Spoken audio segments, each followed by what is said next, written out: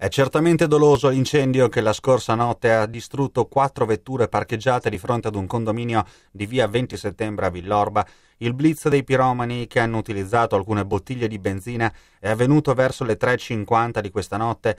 Ad andare in fumo la Opel Astra di un croato 28enne, la BMW di un romeno di 37 anni e altre 2 auto, entrambe di proprietà di un kosovaro 27enne, dipendente della Carglass di Viale della Repubblica. Si tratta di una Fiat 500 e di un Alfa 147.